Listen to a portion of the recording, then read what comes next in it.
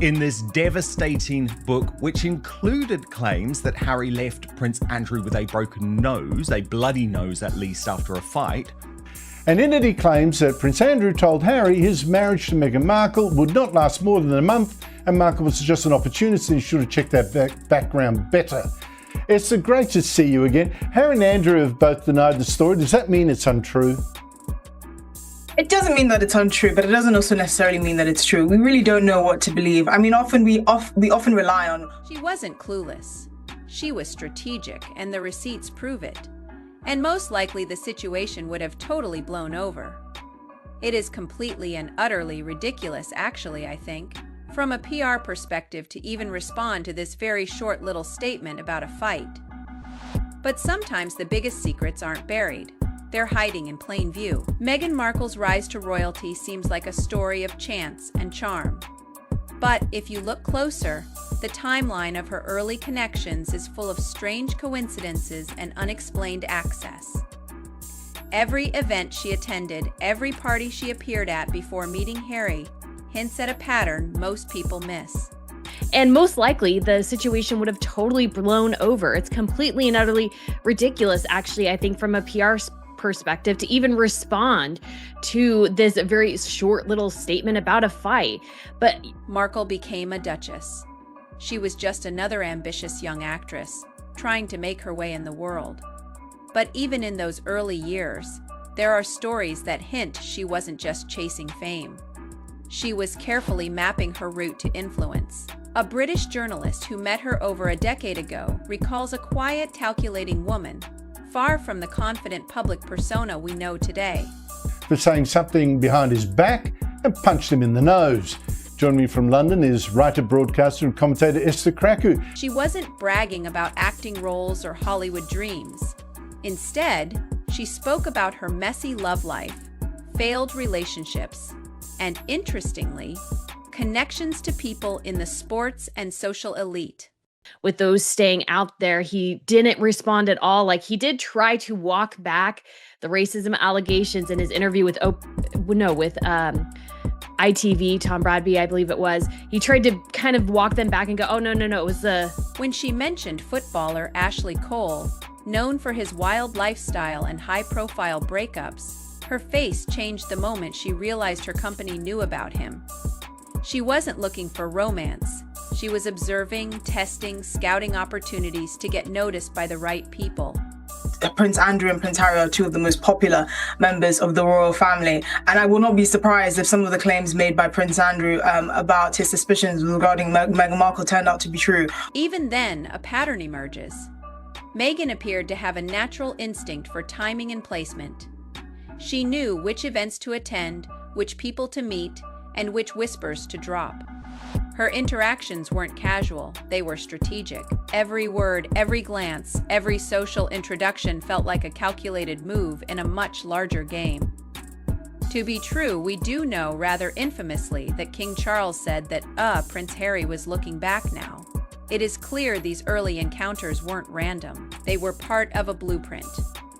A carefully constructed path to the world of power and prestige she would eventually enter. What seemed like charm and ambition was more than that. It was preparation. Meghan was learning the rules, understanding the networks, and quietly setting the stage for a rise that would shock the world. It was the American press too. So Harry is perfectly willing to let things that undermine his family stay out there. But when it comes to him, oh no, he has to fight back. But yet, Meghan Markle's college years are often painted as a mix of study, internships, and early acting ambitions. But when you look closer, her so-called study abroad story doesn't add up. To be true, we do know rather infamously that King Charles said that Prince Harry was... Officially, she spent a semester in Argentina, a neat little cultural stint. But right after that, she vanished to Spain. No official exchange program, no host family, no classmates coming forward. Just silence is still in. The court is not going to change the court of public opinion when it comes to Harry, and his reputation is still in tatters right now. Now, her movements start to look calculated, not random. Thailand, the Mediterranean, luxury trips with powerful hosts. Yet, Meghan's official biography completely skips over these details. Instead, she presents a polished story of international experience, carefully curated to highlight sophistication while hiding connections that were anything but ordinary. Royal biographers and many royal journalists have actually confirmed. So we do know that there was a sense within the royal family, at least consistently from William to the King to, I suspect now, Prince Andrew, that they were quite unsure. When you step back, these months are no small footnote. They reveal a young Meghan quietly navigating elite networks, rubbing shoulders with powerful figures and positioning herself in circles few outsiders could touch. Is still in tatters right now. Now, in terms of the book's revelations, which Harry has denied, this wasn't luck, it was strategy, and it is part of a bigger pattern that stretches all the way to the royal family. After her mysterious travels to Spain and Thailand, Meghan's early social orbit starts to make more sense. Sources from her sorority recall her bragging about trips to the Mediterranean, hopping from yacht to yacht, meeting powerful men who supposedly changed her life. To anyone outside that world, it would have sounded like wild exaggeration. But the timeline lines up suspiciously well with trips made by billionaires and royals in the same circles. the royal family held a summit about Andrew at which it was agreed there was no way back for him because of the reputational damage he was causing the monarchy and his ungracious and ungrateful attitude. Andrew's relationship with his nephews was also a problem. One name that keeps appearing is Elias, not a casual acquaintance, not a friend of a friend, a man deeply connected to Prince Andrew with a reputation for introducing young women to the glamorous side of global wealth. Sorority parties, charity events, and private gatherings became Meghan's unofficial networking grounds. She wasn't just attending. She was strategically placed in front of the right people at the right time. Actually, a good fit for the lifestyle that she was going to be into. But it didn't seem to be the case with Meghan, which many have suspected was the yachts weren't vacations. They were stages, exclusive, carefully controlled with a guest list only insiders could access. And Meghan, quietly ambitious, fit perfectly into that mold. Attractive, poised, and willing to move silently through high social circles. Her presence in these spaces gave her access that most actors would spend a lifetime chasing. Their courtship was rather short in the grand scheme of things. I mean, William dated Catherine for... It wasn't luck or coincidence. Each appearance, each introduction seemed meticulously orchestrated. This period of Meghan's life paints a picture of a young woman learning the rules of influence, understanding power, and slowly crafting a path toward a life most could only imagine. The whispers, the yachts, the sorority connections, they all form a web of elite access that starts to make her rise look less like happenstance and more like strategy. By 2012, Meghan Markle was no longer just the quiet sorority girl. She was making her first international appearances, but something about them seems off. Her trip to Hong Kong stands out. At the time, Suits wasn't yet the global hit it would become.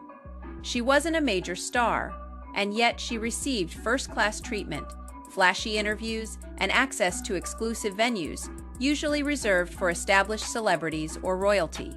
Harry told him he was a coward not to say it to his face. Harry got the better of Andrew, by all accounts, leaving him with a bloody nose before the fight was broken up. Here is where it gets curious. A clip from that trip used to exist. Meghan mentioning that royals were around during her visit, but it vanished. Gone from the internet. No trace, no explanation, just silence. Now, consider this. Prince Andrew was confirmed to be in Hong Kong around the same time. No one has proof they met. No one denies it either. The timing alone raises eyebrows. Every detail we do know starts to form a pattern. Meghan appearing in the same elite spaces Andrew frequented, but always quietly, always leaving minimal traces. Brittany, from Prince Harry, we haven't had an official denial from Prince Andrew. I guess all I would say, and obviously I hope to quiz Andrew Lowney about these allegations. It wasn't just about coincidence. These trips, the missing footage, and the high-level access suggest a young Meghan who was more than an aspiring actress. She was someone moving strategically through networks where power, influence, and wealth intersected. Actually a good fit for the lifestyle that she was going to be into, but it didn't seem to be the case with Meghan, which many have suspected was. Looking back, the Hong Kong episode reads less like a professional opportunity and more like an initiation into elite circles. It shows Meghan navigating these spaces carefully, learning the ropes of influence, and quietly building connections that would later support her rise. The public saw charm and grace. Behind the scenes, it was strategic placement, and possibly a first brush with royals she would know much more intimately in the years to come. With members of his family. I mean, he admitted it in Spare, didn't he? No matter how much he tried to turn the dog bowl incident into William being a bully, it still showed physical altercations. We also know, Brittany, 2013 marked one of Meghan Markle's first major appearances in elite high society. The Novakshevich Foundation Gala in New York. This was no ordinary charity event.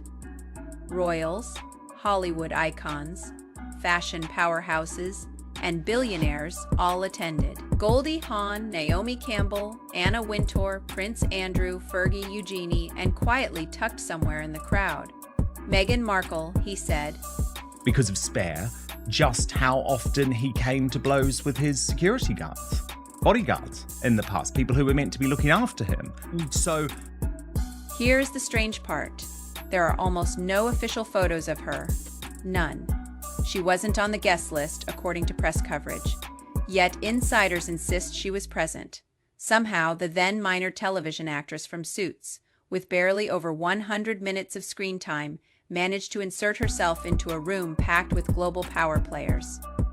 If this is true or not, but what I would say is that Harry has a track record of lying. There's a lot of reasons why he would lie.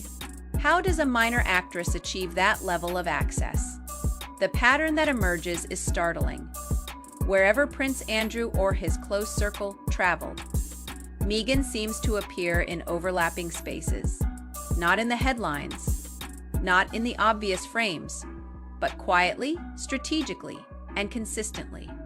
With the royal family, he wants this peace deal to be successful for financial reasons. The Djokovic Gala is a perfect example. To the casual observer, she is just another face in the crowd. But for those paying attention, it is clear she knew how to position herself where the elite gathered. She was seen enough to be noticed, but stayed just out of reach to avoid scrutiny. Yes, and when you actually read it again, it was like so helpful because it reminded me, it sounds like very something Harry would get upset over, that somebody said something behind his back and he wants to go confront them about it. And it could be because Harry... This was more than coincidence. It wasn't fame or luck. It was access.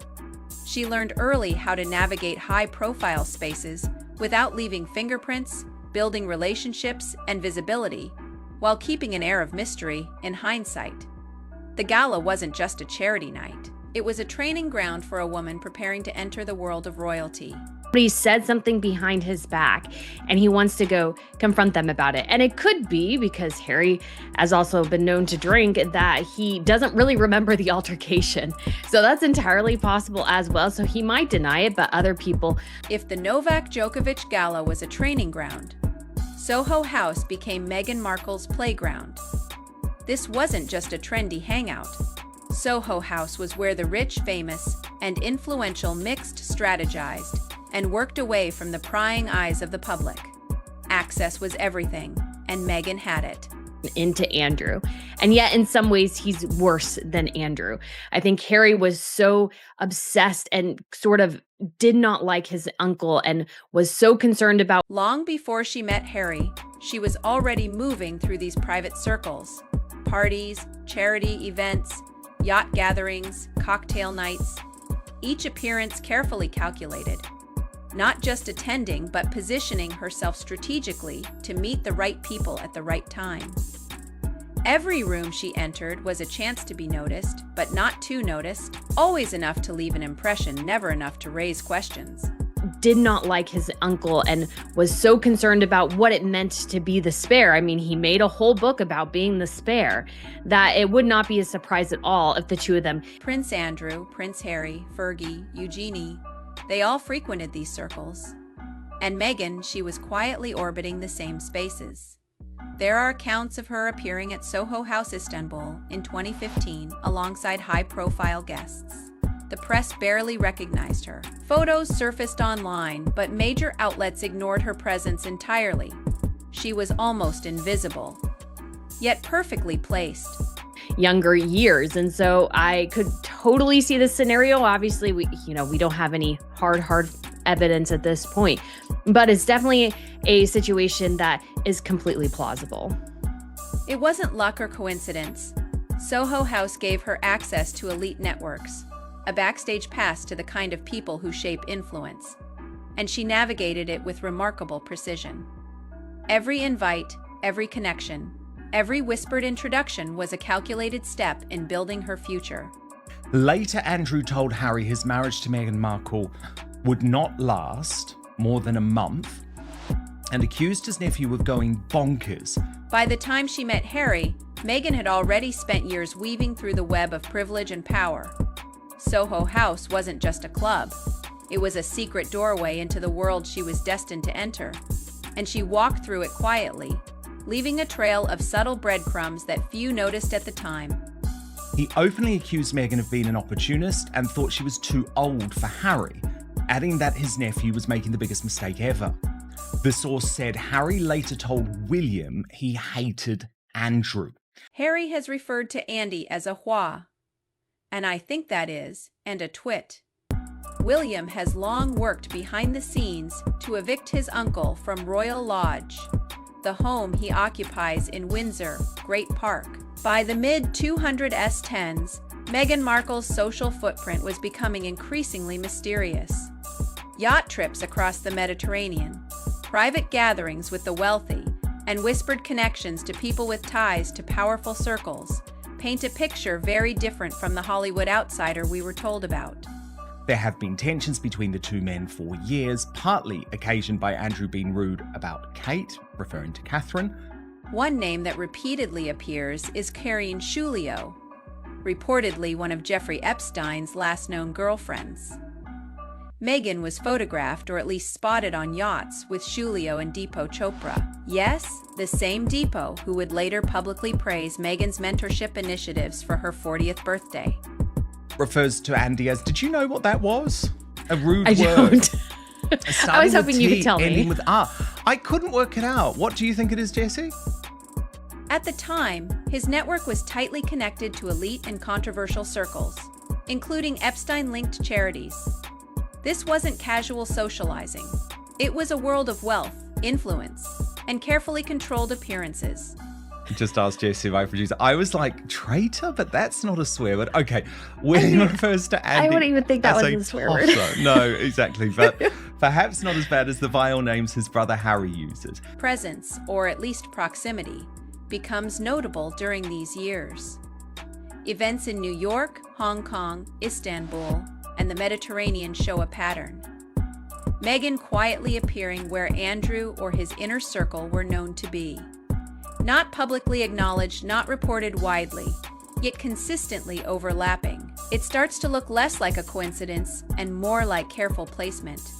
Harry has referred to Andy as a poofter, an asshole, I think that is, and a twit. William has long worked behind the scenes to evict his uncle from Royal Lodge, the home he occupies in Windsor Great Park. These years reveal Meghan's remarkable skill at navigating these spaces. She was visible enough to be noticed, but kept just enough distance to maintain ambiguity. Every yacht trip, private party, and elite introduction was a calculated step, slowly building a network of connections few could penetrate. And can't wait for the day when his father throws them both out. If Charles doesn't, I guarantee you the first thing William does when he eventually becomes king. By this point, Meghan's path to influence was no longer about acting ambition. It was about positioning, strategy, and access. She wasn't stumbling into opportunity. She was orchestrating her ascent quietly and deliberately among some of the most powerful and mysterious people in the world. Nothing particularly surprised me there, Brittany, even though I think it's beautiful colour and fascinating detail. Markle's connections that raise eyebrows. It is her silence. For someone so public, she is mysteriously quiet about some of the most intriguing parts of her early life. Spain, Thailand, those yacht trips with the elite. None of it ever makes it into interviews or official biographies. And his two nephews. No, definitely not. And when it comes to the Meghan Markle comments, that was basically the comment pretty much everybody in Harry's family was making in all his friend group. Billionaires closed. Door or charity events, yachts, and whispered introductions formed the groundwork. Wherever Prince Andrew or his close associates traveled, Meghan seemed to appear in the same spaces. It wasn't luck, it was pattern, strategy, and planning. But when it comes to William, I 100% see William's obviously disdain for his uncle and why he would want him, particularly out of Royal Lodge. I mean, like they tried to get Andrew to even the famous innocent moments now read differently. The so-called casual question meant to appear naive looks more like a carefully rehearsed line designed to polish Although her I'm sure image they were probably and rewrite making it her in a past. much softer way, Behind but the they were curtain, all every questioning trip, her at this every point. So connection, for Harry to every deny subtle that, presence begins to make sense. The yachts, the lost footage, the private jets, the elite parties, they all point to one uncomfortable truth. Meghan Markle's rise wasn't accidental. And now with the receipts finally surfacing, the story of her early life is coming into full dramatic view.